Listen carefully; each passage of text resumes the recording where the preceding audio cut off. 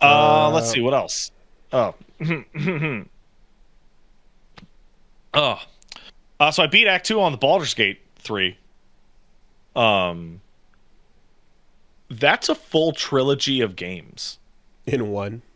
That is a fully self-contained set of 3 games back to back to back. I have never played a game that feels like this. It is so crazy. It is so nuts how it is 3 games in a row. Like it is Mass Effect 1, 2, and 3 back to back to back. From spending a little bit more time with it, Okami. It's Okami. Now Okami overstays its welcome, so we gotta, keep an eye on this one. I have a sneaking suspicion that Baldur's Gate 4 is the best one, and that Baldur's Gate 3 is the second best one, and that Baldur's Gate 5 is the least best one. Gotcha. Okay. I will say this, that like the stuff I liked in Mass Effect in terms of conversing with the crew and getting to know them and shit, like from just fucking around a little bit more on my own, like it's crazy how much more of that there is, because every mission in Mass Effect, you run around the ship trying to get a little bit more dialogue and a conversation out of somebody, and there's usually a couple people have some things, but a bunch will not everywhere, and you squeeze a little bit out of them here and there, and then if you're Paragon Shepherd, you get a little extra talk with this guy. And if you take this person on this mission, you're going to get that. And this game seems to have that, of course. If you have the right person in the right cutscene, then they're going to give you the right little flavors. But instead of every mission being the moment you go back and get more, it's every night, right? It's every single interaction with almost every single character of note. Okay. But just in addition to this, I'm assuming like every mission progression point, all the things you'd expect from the way a Mass Effect game would go with the dialogue, just having a rest into camp where a whole bunch of fucking relationship things go to, like a miniature little citadel every day, and it's a lot, and it's like, oh wow, what a awesome... You do burn through those. There's only so many of those interactions per long rest, but that's a really cool way to do it. And of course I'm thinking of when I played my friend's D&D campaign, how like at camp we'd talk and bicker and do some shit, and then you set up watch, and that's pretty much it, and you prep your spells, and then you go to bed. And then see if you get ambushed or whatever. But like the amount that goes on at camp here is like a whole fucking, just all the relationships forming and all the it's wild. Every single day you just have that ability to just drop into your content relationship zone and then drop out of it. So Paige is playing her campaign on this alongside mine, and so like I'll be like fussing with the baby or something, and she'll be hanging out and doing Act 2 stuff. And the amount of shit. So I'm playing the game on camera, and I'm trying to scrape everything, and I have a chat, many of whom have beaten the game as well, being like, hey, maybe you missed something in there, and you missed something in there. And she opens up her inventory. I'm like, where the fuck did you get that? I picked it up over here. Where'd you get that? I picked it up over here. She recently switched over to a sorcerer, and like is encountering variations of events that I was never privy to. So there's a sequence somewhere in the game in which you want to convince a bad man to give you a lantern to protect yourself, right? You usually end up fighting him for it and killing him, yada yada. Because Paige was a sorcerer, she was able to not only convince him to just give her the lantern, but then he's like, but I'm not protected. She gets a sorcerer deception roll unique to her that goes, Yeah, you wave your hands and say and do some sparkles and go, okay, you guys are protected. Wow. And you pass that deception, and then they just walk out of the lantern's light and fucking die. Wow. Wow. Wow. Wow. Wow. That's cool. So that the have you you're playing with your controller, right? Yes, I am. Have you played with mouse and keyboard at all? A little. Okay. I tried that for a second, and it feels like a completely different game. It is? It's wild. The HUD change right off the bat is like, oh my god, I see now what you're actually designing this game to be. And it encourages you to, one, just like you walk to whatever spot, and then every option is just like a quick instant click away.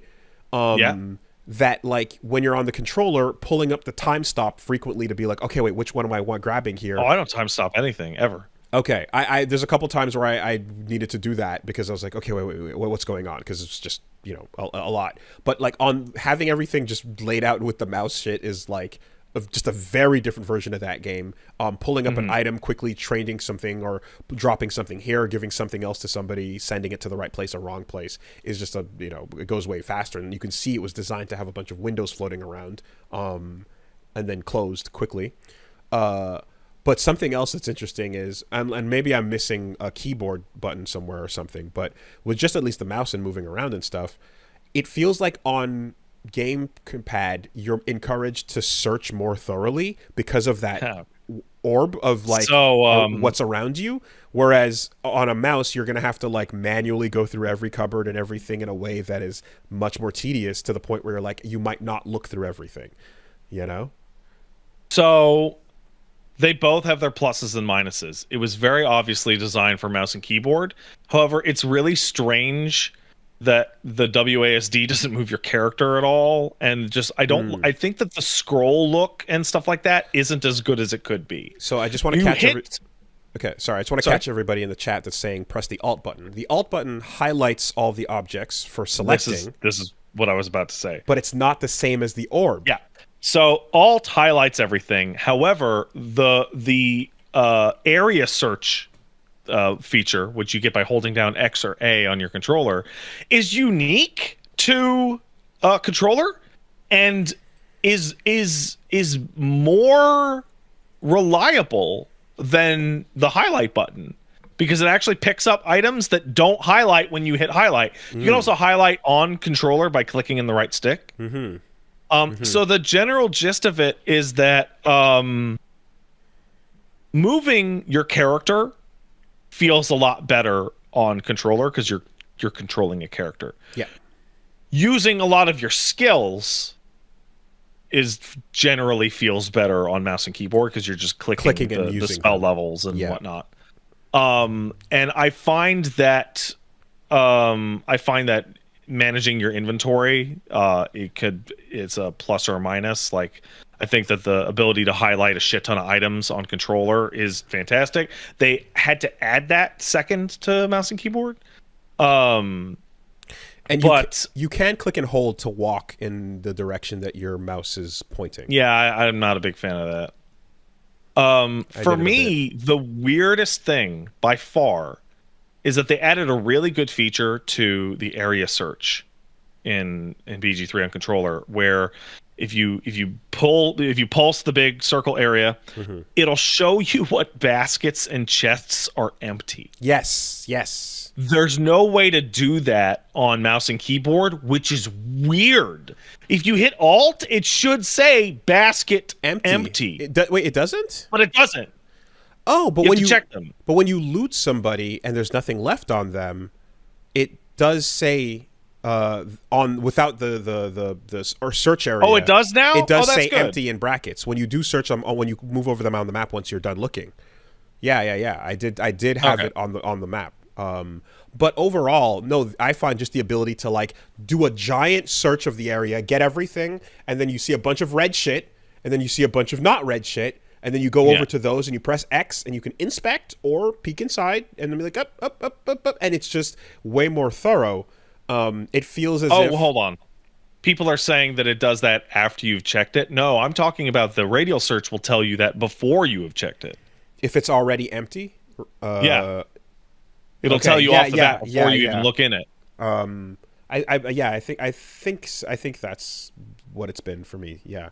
But either way, it's just even holding Alt is not the same thing. It's a Yeah, way. it's this one really weird thing. Well, mouse and keyboard is probably like the direct control thing is to taste, right? I think controlling your character with an analog stick in a game like this is a lot. It feels a lot better than mouse clicking.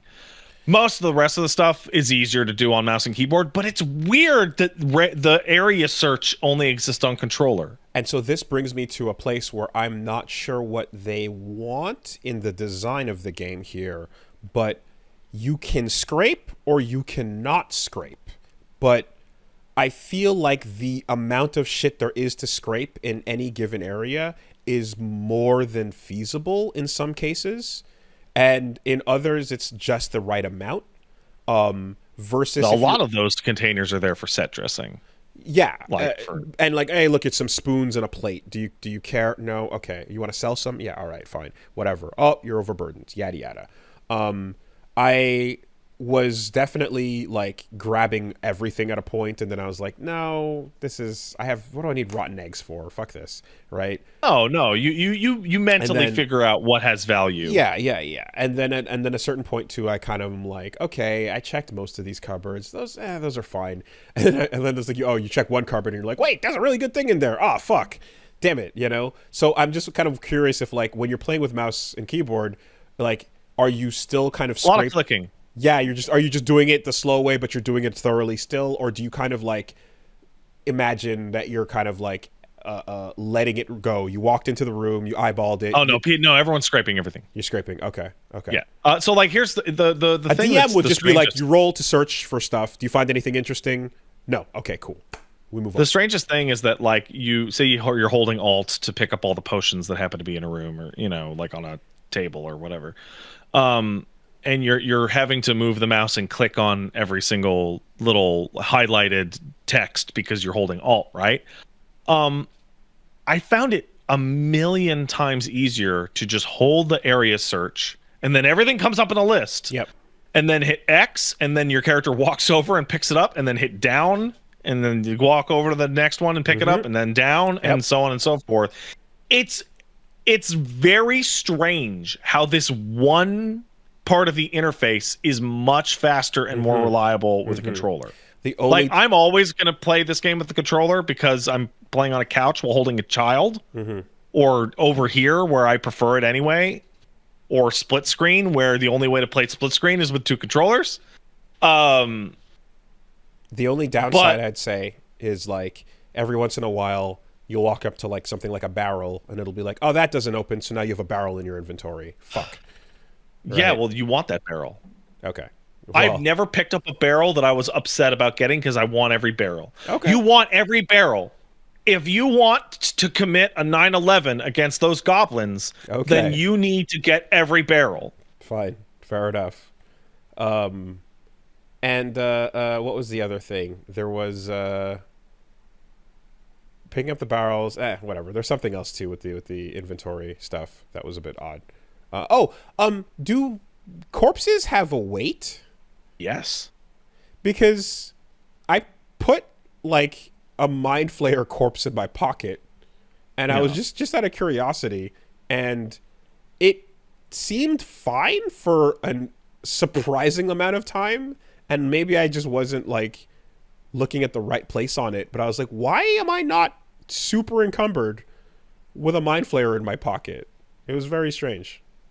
Yeah, they have weight, and people pick up dead bodies and carry them around so that they can have bodies to spawn zombies out of. Okay, yeah, that's because I remember that bit too. Okay, fair enough. Yeah, it is interesting switching between the two, and ultimately, I think I prefer controller as well. But casting spells does just like kind of suck more to go through that menu. I do a lot of inventory management and like menu management in games because I really like to make it nice and pretty. And it took me a little while to figure out how to do that. in Baldur's Gate 3 with the radial menus? And the answer is pretty simple. You go into the interface and you turn off auto add of every single fucking thing so that you have more control. And then you take your regular attacks and your weapon attacks and you organize them the way you want. You take the spells that will always be on your character, permanently learned spells. You know, like what were you playing? Warlock? A monk? Yeah, monk. Yeah. Okay, so you take like Flurry of Blows and put that into a spot because Flurry of Blows will never go away, right? And then you leave, like, so for Gale, I have 14 spell slots across various things.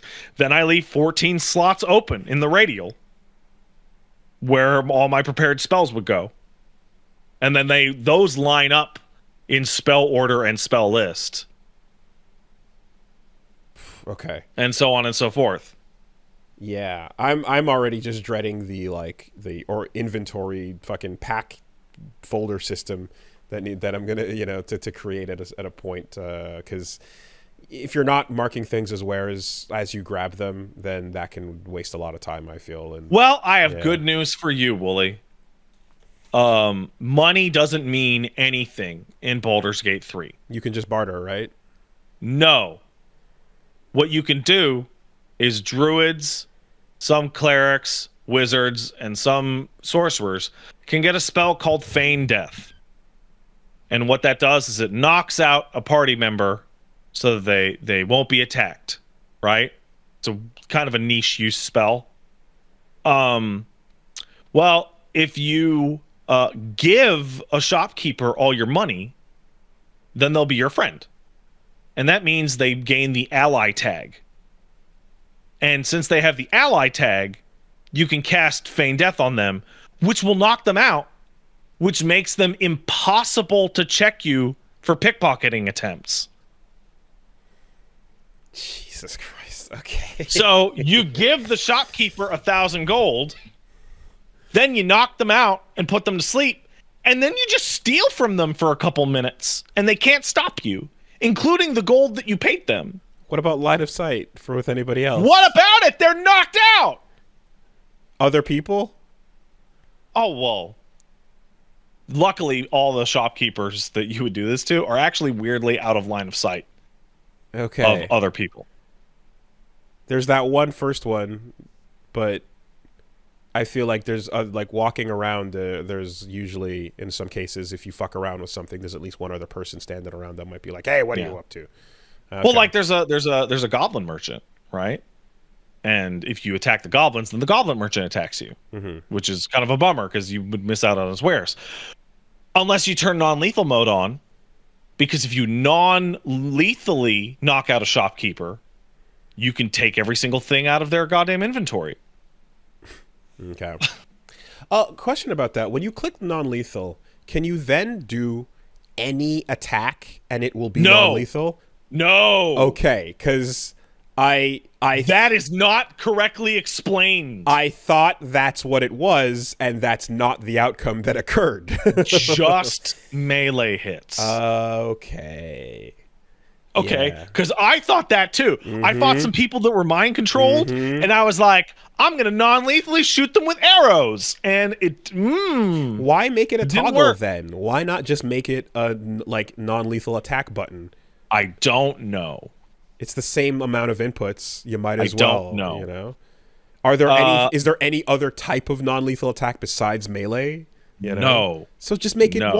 Just make it a non-lethal attack. That's its just own make thing. it like hit him with your blackjack or Weird. what have you. Weird. I understand though. You can't exactly non-lethally somebody a fireball. Yeah, sure. Like that makes sense, right? Non-lethal poison, etc. You know, but So I beat the second act, and the second act is a fucking it's a fucking better ending than the fucking Mass Effect 2, despite only being the second act of a different game. Fucking incredible set of dungeons and encounters, and it's so goddamn good. It's just so goddamn good all the time. I Nice. can't believe it. I was talking to people, and I'm like, I feel like once I beat the game, I'm just gonna hit the new game, and that's apparently pretty common. Just go right the fuck back in. Have you grabbed any of those Withers fucking bonus characters? The The hirelings, nah, yeah, the rival schools extra creative fighters there. nah. Okay. Because like they don't. Because I'm just looking. I'm wondering like, do they get even an ounce of No, no, conversation? they exist for they exist to solve game design problems if you make some really extreme decisions Okay. Like if you need that a will certain leave you class. with no party. Okay. Gotcha. Like you are able to piss off every single member of the gang hard enough to the point where they will just get up and leave. And while beating the game with one character is probably possible, it would be really hard. Okay. So freedom is yours, but if you take that, then here you go. Here's some buddy ghosts. You're gonna need a healer. Okay. Or you could like, I think there's some weird fish guys that want to kill one of your party members for a buff, and you could just bring one of the fucking losers with you and just sacrifice them, I guess. Because Uh, yeah, it definitely reminds me of Soul Calibur 3, like create a characters with names, the alt picks and all that shit.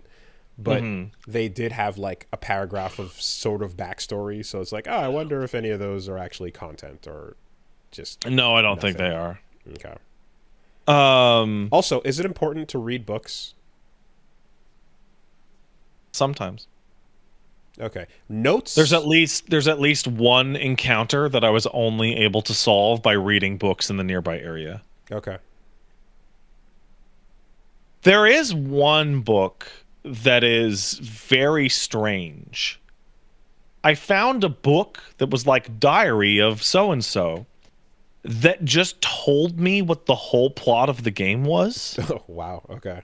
Like, this is what the evil plan is, this is how it works, this is who's involved. And I was like, oh, but the game, it's so wild and out of place because I can't act on it. Interesting. Okay.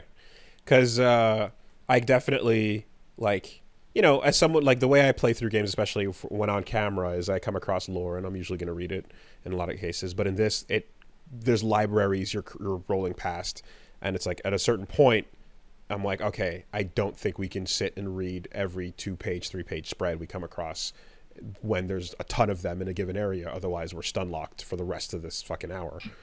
So Yeah, no, I skim them. There's only two types of books that I found to be important at all. One is all the books inside the Wizard's Tower, because, sure. and then there's a kind of like disc, like alien disc fucking thing that you read that are Githyanki. What do you call it? Githyanki like text, Okay. and like a lot of that has like important shit in it. Okay. But yeah, no, games A plus. I mean, I'm heading into Act 3, which is apparently like still 40% of the game. Oh, Jesus. So I'll let you know. But so far, this is probably one of the best games I've ever played in my entire life. Like, they actually have like lived up to the legacy of like BG 1 and 2, which seems bordering on impossible.